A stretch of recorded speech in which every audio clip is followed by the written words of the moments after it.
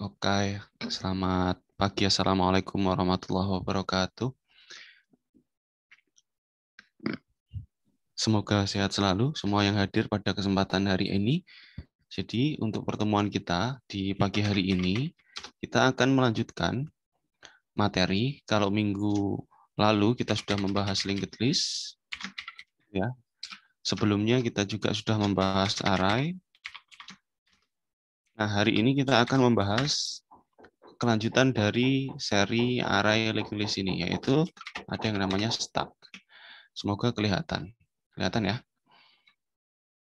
Oke, ini apa nih? Oke, baik. Untuk memulai lebih lanjut, saya akan menjelaskan mengenai studi kasusnya. Semisal, share screen saya mestinya sudah muncul, benar?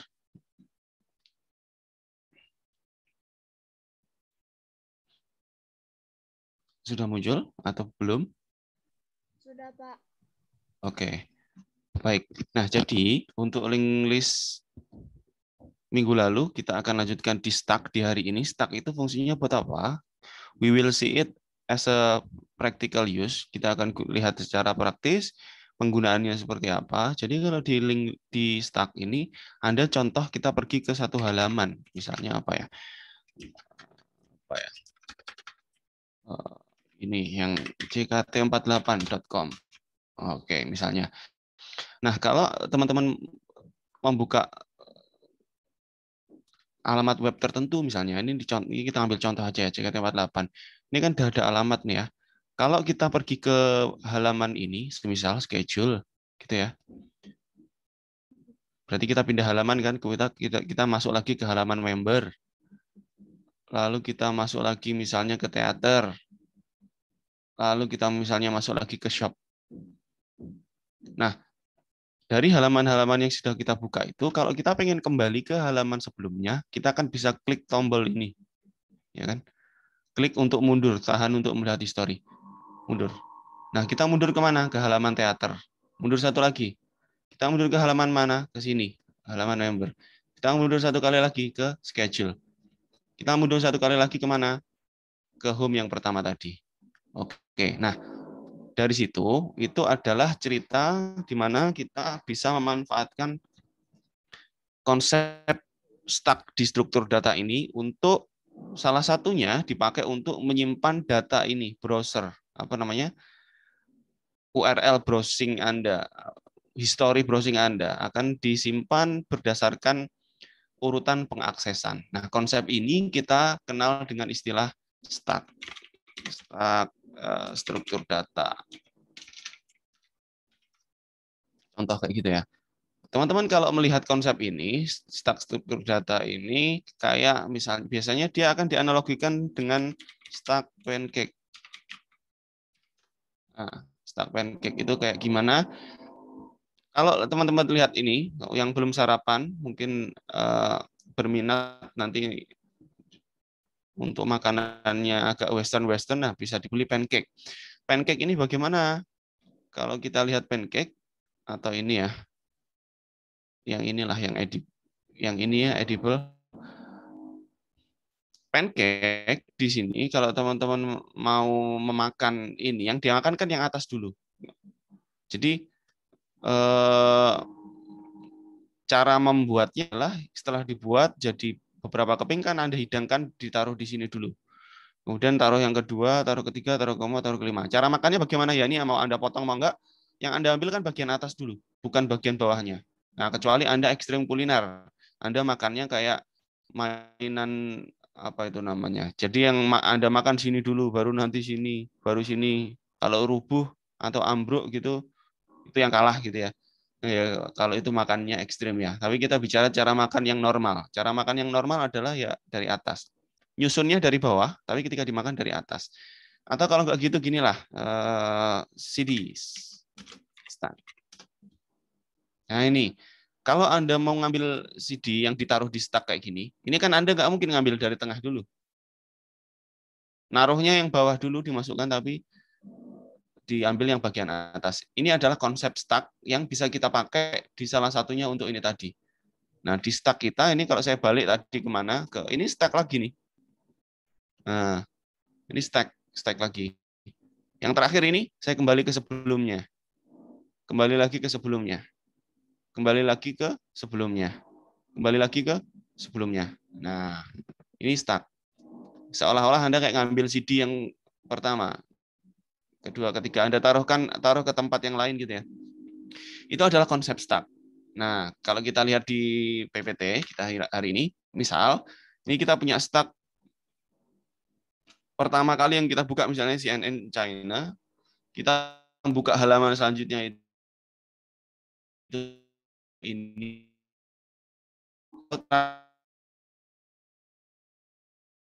Nah, kalau gitu ya. Jadi ini kita buka dulu, kita pergi halaman selanjutnya, halaman selanjutnya, halaman selanjutnya. Dengan fungsi back yang ada di browser itu kita kembali. Internet saya is unstable. Apakah masih normal? Bisa didengar dengan teman-teman yang ada pagi hari ini? Kalau ada yang respon, silakan. Masih, Pak. Oke, Masih, terima kasih. Pak. Oke, good.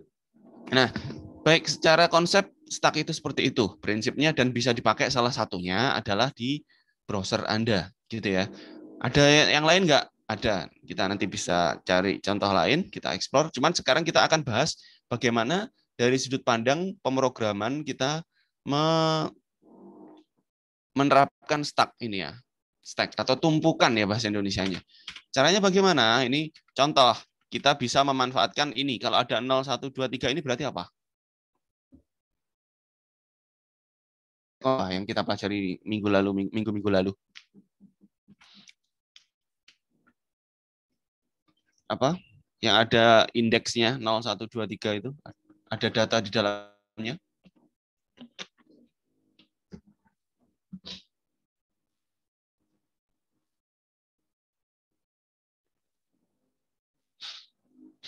Anyone can answer?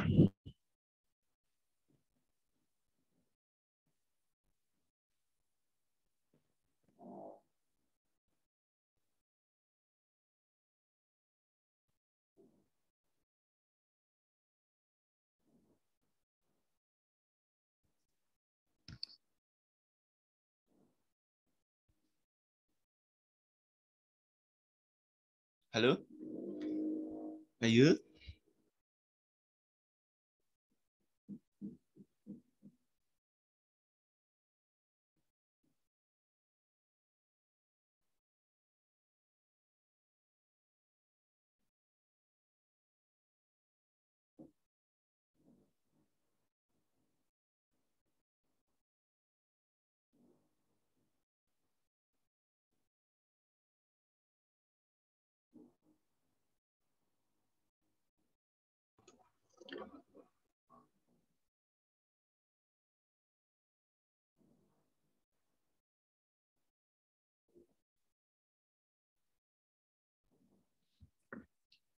Oke, saya kembali lagi. Ayo, belum ada yang menjawab?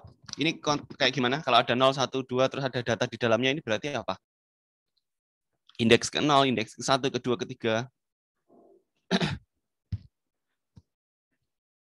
Atau saya tunjuk nih. Siapa nih? Node ya, Pak? Node? Oke. Iya. Kalau kita berbicara ada indeksnya, itu berarti sebelum node itu berarti apa? Kalau node itu kan Anda belajar yang sebelumnya ya, minggu sebelumnya. Minggu sebelumnya kan topiknya link list ya. Sebelum link list, apa topik yang kita bahas?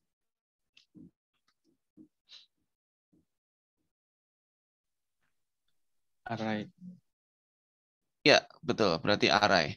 Jadi, stack itu bisa kita terapkan dalam pemrograman di Python ataupun bahasa pemrograman lain. Salah satunya pakai konsep array. Bagaimana caranya ya? Jadi indeks ketika kita membuka browsing yang pertama pakai CNN ini ya. Ini indeks ke 0. Indeks ke 0 yang dibuka apa tetap disimpan. Kita membuka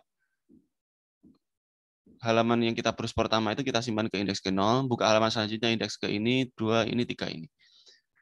Atau kalau nggak gitu pakai yang minggu lalu, yaitu pakai link list. Nah, di link list itu yang kalau biasanya ada panah, ini biasanya ciri-ciri link list kalau digambarkan kayak gitu ya. Link list bagaimana? Berarti ini yang kayak dijawab teman Anda tadi, ini not. Nah, kalau pakai kedua ini berarti bisa. Nah, tergantung kita mau pakai apa. Nah, cuman di sini ada kelemahan. Kelemahannya adalah kalau kita pakai linked list, kita mau mengakses ini tuh ya berarti kita mulai dari depan dulu. Ini kan untuk tahu alamatnya ini kita harus cek dari sini dulu. Alamat selanjutnya ini, alamat selanjutnya ini, alamat selanjutnya ini. Ini yang terakhir karena depannya 0 misalnya. Jadi ini adalah halaman browser yang terakhir yang kita akses. Nah, kalau kita pakai konsep linked list bisa, tapi lambat ya. Karena kita harus menuju ke, nah ini kalau cuma 4 kecil, tapi kalau 10.000, nah itu kan tidak efisien kalau kita pakai untuk stack gitu ya. Linked list kita pakai untuk stack itu nggak efisien. Dalam kasus ini ya, kalau yang single linked list ini. Nah, tapi kalau kita berbicara masalah ini, stack kita pakai untuk dengan array, semisal 0, 1, 2, 3, bisa juga kita tinggal ngepop aja yang terakhir. Pop itu adalah menghapus file indeks terakhir. Pop itu menghapus indeks yang terakhir dan menampilkannya, mengambil datanya untuk dipakai gitu ya. Berarti kalau di pop ini muncul diambil tapi hilang, ini diambil tapi hilang, diambil lalu hilang, diambil lalu hilang. Bisa pakai ini. Cuman kelemahannya kalau kita pakai array, array-nya tidak bisa array yang statik, tapi harus array yang dinamis. Nah, apa itu array statik dan array dinamis? Kalau statik, ya berarti kita sudah mendefinisikan dia ukurannya 4, 1, 2, 3, 4, nggak bisa nambah lagi. Tapi kalau dinamis, masih bisa nambah. Dan kita, kalau tadi kita mau, mana tadi? Ini sekarang ada di browser ya? Di browser nggak? Iya, Pak. Iya, Pak. Nah, kalau kita di browser, ini kan kalau kita pakai array statik 4 misalnya, 1, 2, 2, 3, 4 misalnya. Nah, itu kan cuma nyimpan 4 kali. Kalau nambah yang kelima, nggak bisa. Kalau statik, maka kita harus pakai array yang dinamis. Nah, array dinamis ini kelemahannya adalah di memori, nanti kita bahas. Jadi kalau array statik itu kan harus array itu kan harus urut ya penyimpanan di memorinya. Kalau memori yang kita pakai udah 10 kan alamat memori setelahnya itu sudah dipakai orang lain sehingga kalau kita mau expand menambah itu harus mencari tempat lain gitu ya. Nah, nanti kita bahas. Baik, selanjutnya begini, kita lanjutkan. Jadi konsep yang kita pakai di stack ini kita pakai untuk menambahkan kalau kita pakai di Python kita bisa pakai list misalnya. Ini ada kotak, ini kita push, kita taruh, kita push lagi CNN gitu ya, CNN World. Jadi ada 2 tumpuk. CNN India misalnya jadi 3 tumpuk ataupun CNN Indonesia, CNN Cina dan seterusnya ini bisa ditumpuk nih. Kalau kita mau back, memanfaatkan fungsi back gitu ya, kembali, berarti kita memanggil fungsi pop misalnya. Ini yang diambil nih. Ini yang akan muncul. Dan seterusnya ya, sampai muncul yang terakhir. Kayak seperti yang saya demonstrasikan di sini tadi. Berarti pertama, ini saya ulang. Ini saya melakukan push alamat ini. Melakukan push alamat ini. Melakukan push lagi alamat ini. Melakukan push lagi alamat ini. Gitu ya. Nah, kalau saya panggil dengan ini pop. Pop. Ini pop lagi. Nah, push dan pop itu apa? Itu adalah di Python, kalau Anda cek nanti itu tugas Anda juga, mestinya Anda sudah pernah pakai di semester lalu ya, push dan pop. Itu nge-push itu nambahkan, ditumpuk, kalau yang diambil terakhir. Nah, ini konsep stack yang pada umumnya akan kita terapkan di beberapa pengaplikasian ya. Atau dengan bahasa lain ini disebut sebagai LIFO. Singkatan dari last in, first out. Maksudnya apa? CNN India ini kan yang terakhir masuk kan, tapi paling duluan keluar. Nah, bisa dipahami ya. Jadi last in, first out. Yang masuk duluan malah terakhir gitu ya. Masuk duluan ini akan terakhir. Ini namanya last in, first out. Jadi dia akan pop. Ya. Last in, first out ini boleh dikatakan sebagai LIFO atau ya stack itu pakai konsep ini. Gitu ya. Kemudian, nah yang kita pakai, kalau kita ingat-ingat minggu lalu, itu kan ada konsep yang namanya big O notation. Nah, untuk push atau push itu berarti nempel ya, masang. Pop itu ngambil elemen. Orderly-nya di big O notation-nya kita order 1. Artinya ini konstan ya dia. Kalau nge-push sama nge-pop itu, nge-push dan nge-popnya gimana ini?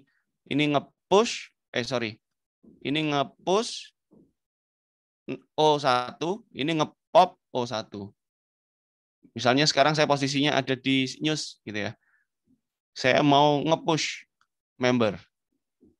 Ini kan nge-pop kembali lagi ke news. Nah, itu order satunya.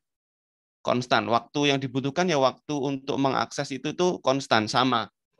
Tidak akan dikalikan ya dengan elemennya.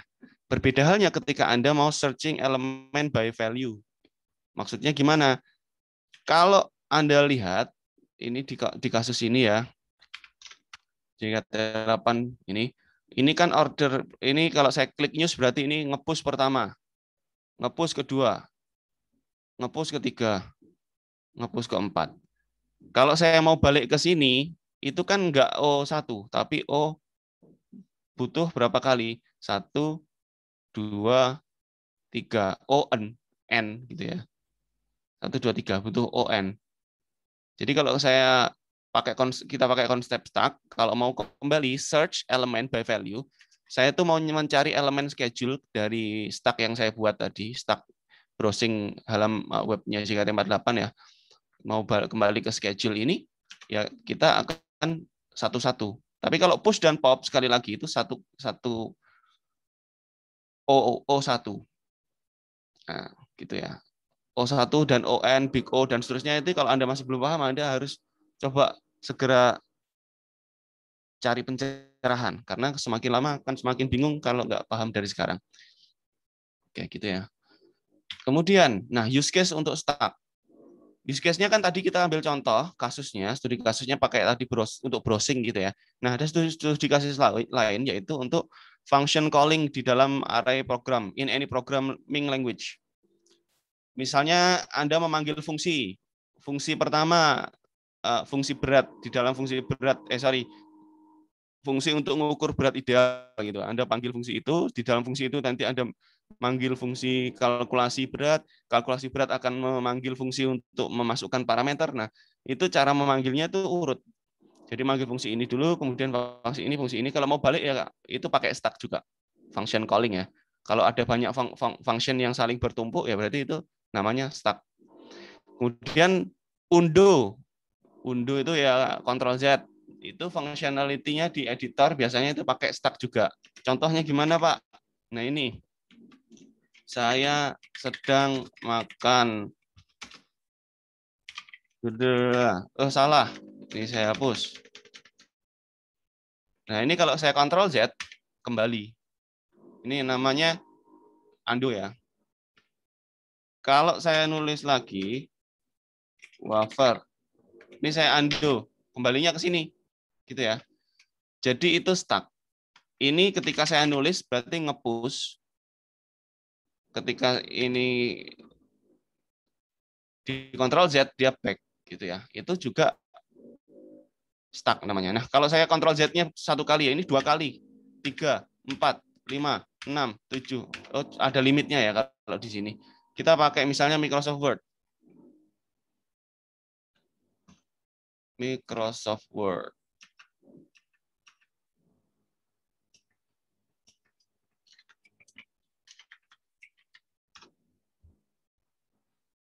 Nah, di Microsoft Word misalnya A, B, C, D, E, F, G, H, I.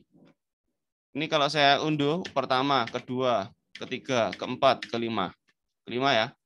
Kalau saya ini, terus ini saya hapus, ganti makan.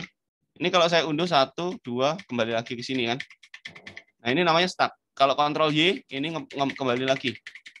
Jadi Ctrl Z maupun Ctrl Z, itu dia memanfaatkan stuck juga ya. Dua-duanya, Ctrl Y, Ctrl Z. Undo, redo itu memanfaatkan konsep stuck. Nah, maksudnya gimana, Pak? Nah, kalau Anda pakai undo, ini ya. Ini undo. Undo kan dua. Undo. Kemudian di sini ada redo.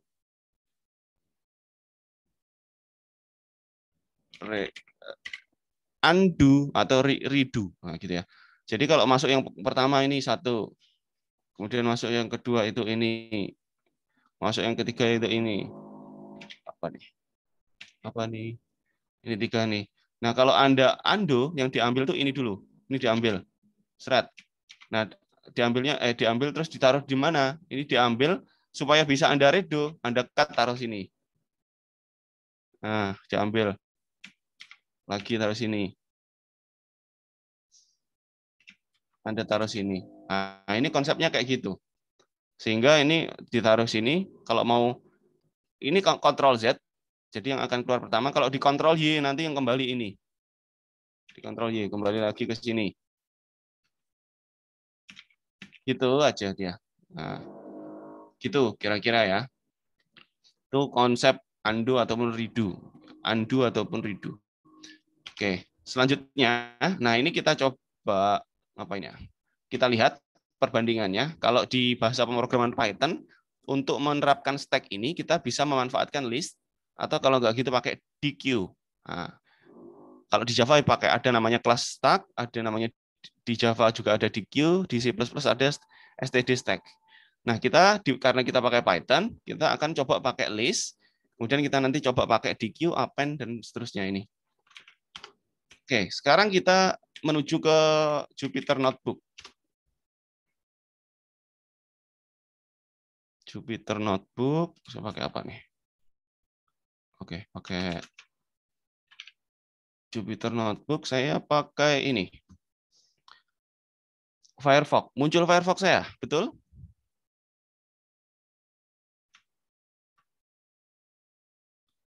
Betul atau tidak? Betul, muncul Pak. Oke. Nah, di Firefox, saya bikin folder struktur data supaya cepat. Saya sudah siapkan kodenya, stack misalnya.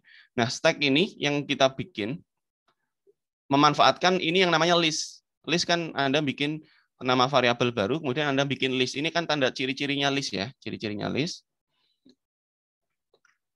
Kemudian, jadi ada yang namanya list kemarin ya, ada yang beginian, ada yang beginian. Ini Anda bedakan. Itu apa bedanya?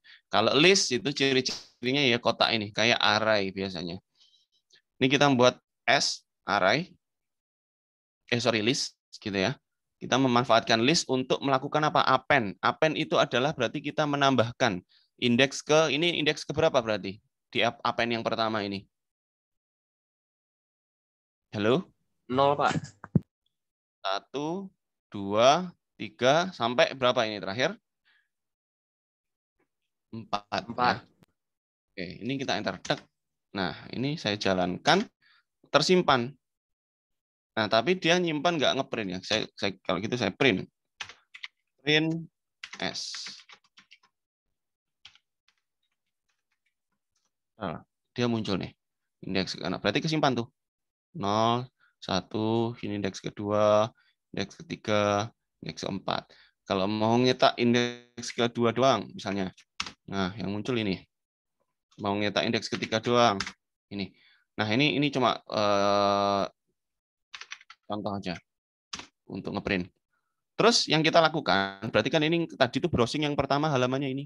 Ini halaman yang kedua setelah diklik, halaman ketiga setelah diklik, halaman keempat setelah diklik, halaman kelima setelah diklik. Kalau kita mau back ini, tombol back ini, berarti kita pakai di programnya kita bikin spop. Nah, pop ini buat apa? Pop ini fungsinya adalah akan menghapus ini dan memunculkan di permukaan gitu ya, spop. Nah, ini kalau di spop sedang itu muncul nih JKT48 shop. Ini kan ini yang terakhir. Kalau saya spop lagi, sedang muncul yang ini selanjutnya. Ini spop ini berarti saya seolah-olah kayak ngeklik ini, klik-klik gitu ya. Nah, kalau kita cek di S ini, nah sisanya S itu kan ini aja. 1, 2, 3. Padahal di sini tadi ada, kalau kita cek di S itu ada ini. Di sini kan ada 1, 2, ini saya hapus lah. Di sini ada 1, 2, 3, 4, 5. Tapi ketika di pop pertama, pop kedua, S-nya itu tersisa hanya 3. 1, 2, 3. 3 saja. Oke, kira-kira begitu caranya untuk melakukan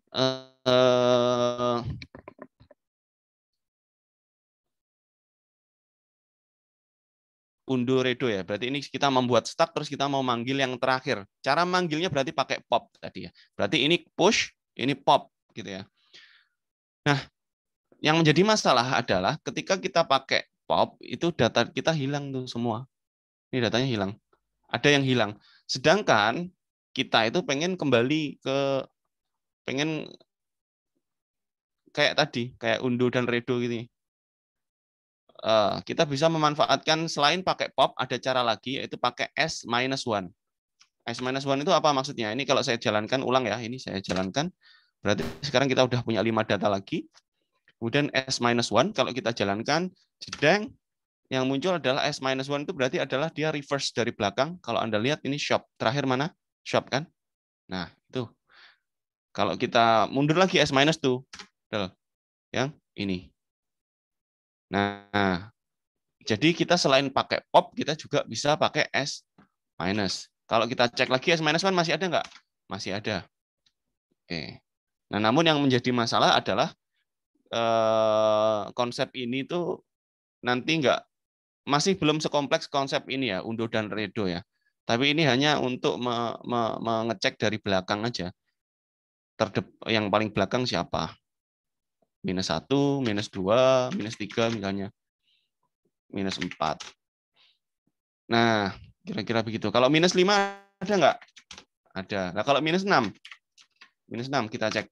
Ini indeks error karena kan di luar dari batasnya, indeks ring-nya. Oke, kemudian ya udah kita indeks 5. Oke, cuman ini ya. Nah, kalau kita pop misalnya nih kita pop 1. Kemudian pop lagi. Pop lagi. Ini popnya ganti terus ya. Ini pop lagi. Pop lagi sampai habis. Nah, itu juga ada batasnya. Pop itu ketika dia udah, kalau ada 5 data, sedangkan kita melakukan popping lebih dari 5 kali, maka yang terjadi adalah popnya habis nih listnya. Pop from empty list, nggak bisa, gitu ya. Dia bilang gitu. Itu kira-kira. Oke.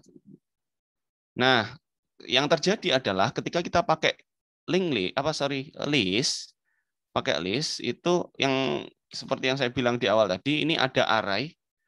Array itu di memori sudah ada bloknya, kapasitasnya cuma 10, berarti cuma bisa menyimpan data 10. Kalau datanya lebih dari 10, tiba-tiba ada data ke-11 mau masuk, udah nggak bisa, karena alamat yang dipesan itu cuma segini. Alamat yang di blok warna abu-abu ini sudah dipakai oleh program lain misalnya, atau kode lain gitu ya. Sehingga kalau mau masuk nggak bisa. Nah, lalu bagaimana? Kita memanfaatkan yang namanya, kalau array statik kan udah nggak bisa ditambahkan, maka kita pakai array dinamis. Array dinamis masih bisa ditambahin nggak? Atau list ya. List yang kita barusan contoh itu, list itu masuk ke kayak array dinamis gitu ya. Sehingga kalau kita mau menambahkan sesuatu masih bisa. Cuman yang menjadi masalah adalah ketika kita menambahkan sesuatu di sini, itu kan nggak bisa. Ini urutan memorinya udah nggak ada lagi nih. Lalu bagaimana? Di array dinamis, kita mengakomodir tambahannya, menambah kapasitas, tapi kita harus nyari lahan kosong lagi. Lahan kosongnya di mana? Di sini nih ada lahan kosong untuk nambah 10 kapasitas ditambah 10 lagi masih bisa di sini gitu ya. Berarti ada 10 terus ditambah lagi 2 kalinya 10. 20. Berarti ini ada 30 alokasi memori tambahan. Itu masih bisa. Tapi yang menjadi masalah adalah kita juga harus memigrasi ini ke alamat baru. Sehingga kalau kita pakai dinamis atau list, pakai array dinamis atau list, itu akan ada proses pemindahan data dari alamat memori satu ke alamat memori yang lain yang mencukupi. Proses pemindah ini kalau cuma 10 ya easy task, pekerjaan mudah. It's a piece of cake. But kalau Anda memindahkan more than a million, ya itu kan akan menjadi sebuah masalah gitu ya kalau kita pakai array dinamis gitu ya. Ini dipindah gitu.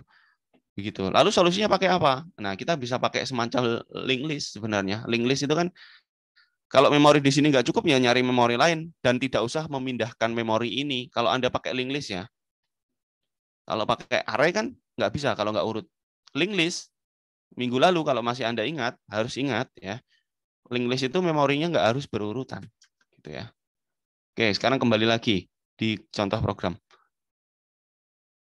Selanjutnya, di stack, kalau kita pakai stack, itu nanti kita bisa melakukan importing collection import DQ.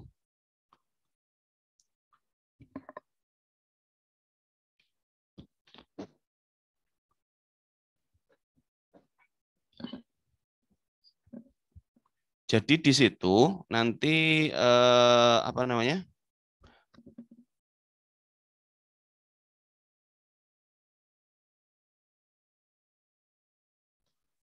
Kita untuk memanfaatkan DQ ini kita harus melakukan import kelas yang namanya DQ. Nah, caranya gimana ya? Tinggal dipasang. Setelah kita manggil itu kita bisa buat objek baru namanya stack gitu ya. Manggil kelas ini kita jalankan. Nah, habis itu kita cek nih di dir stack-nya. Di dir stack ini berarti kan pakai ini ya. Kelas DQ itu isinya apa? Di dalam itu isinya ada banyak fungsi, banyak metode gitu ya. Nah, di contoh ini kita akan menjalankan nih misalnya stack append CNN. Kemudian jalankan lagi. Ini stack append itu berarti kita manggil stack ini, objek stack. Kemudian append didapat dari sini, list of function-nya. Stack append kita mengappend alamat ini, atau kalau kita mau pakai alamat ini juga boleh. Ya, misalnya ini. Kemudian kita alamat lain. Ini.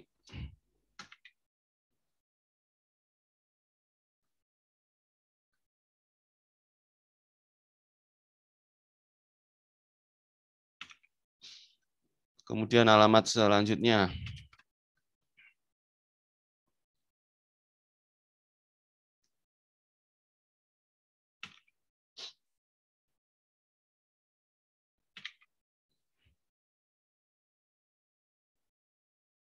Yang kita lakukan di sini kita melakukan stack append, nambah, kemudian kita append lagi,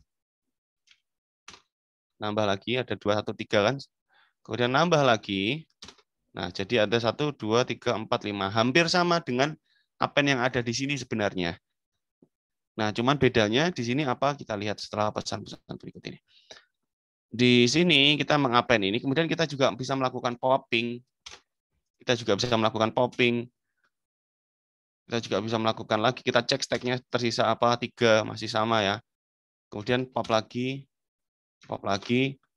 kalau habis sama. Nah, masih ada satu lagi, kita pop satu lagi, habis. Nah, ini adalah alternatif kalau Anda tidak mau pakai list gini, kita bisa pakai ini, DQ. Oke, kira-kira seperti itu.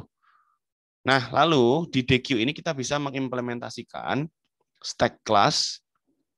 Ya, kita bisa pakai DQ ini, kita buat kelas namanya stack. Di situ kita menginisiasi ada kontainer, kontainernya itu manggil kelas DQ-nya, kemudian kita bisa lakukan push, pop, pick.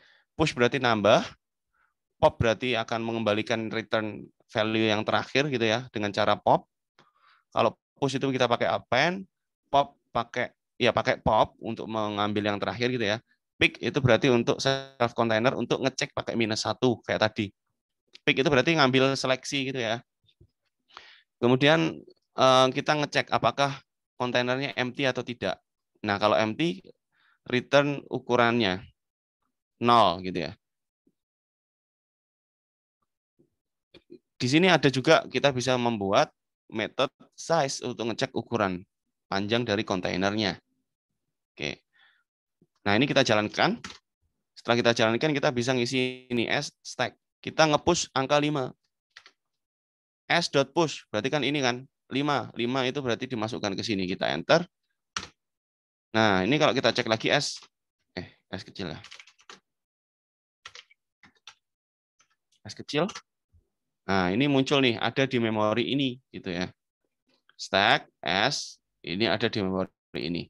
Nah, kemudian kita cek S empty, tidak, karena dia tidak empty.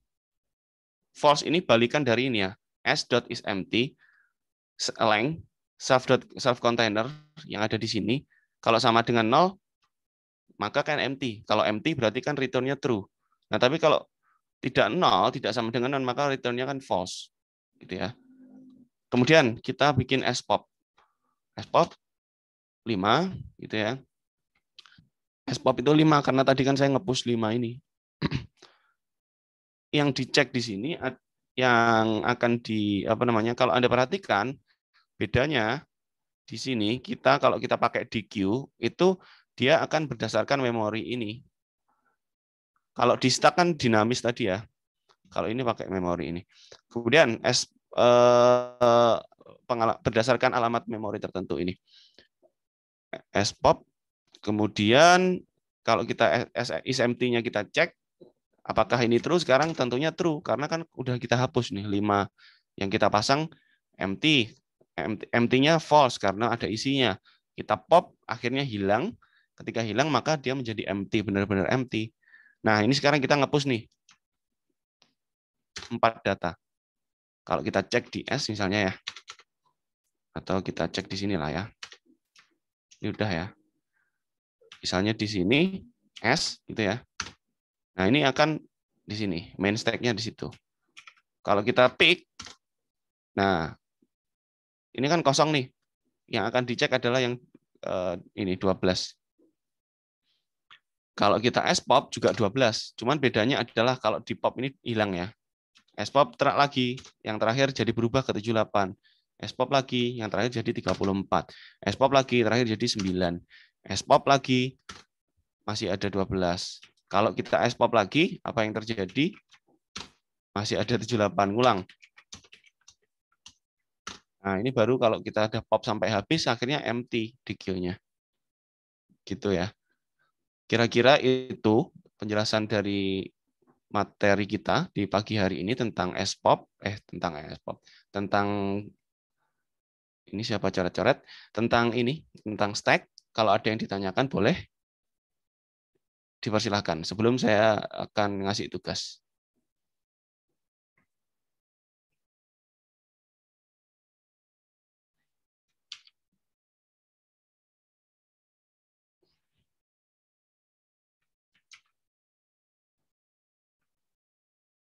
Tidak ada pertanyaan?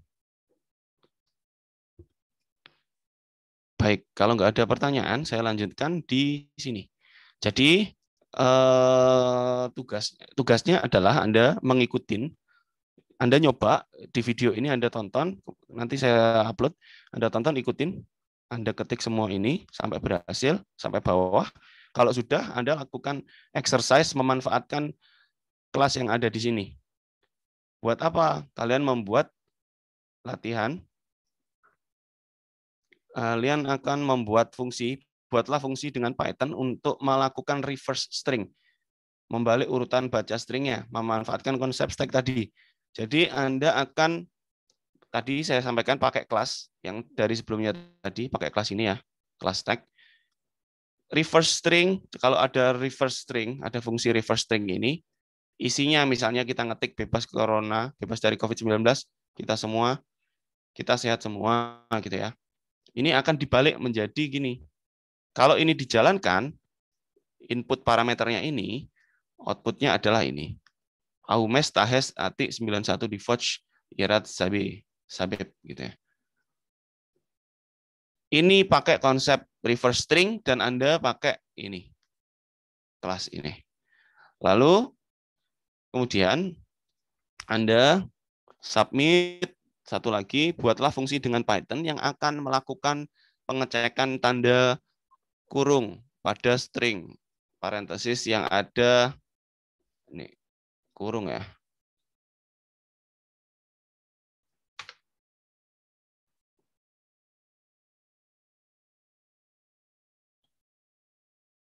Oh, ini belum. Nah, kurung yang mungkin dipakai itu ini. Apakah tanda kurungnya sudah seimbang? Gitu ya. Jadi Anda buat fungsi dari Python untuk ngecek.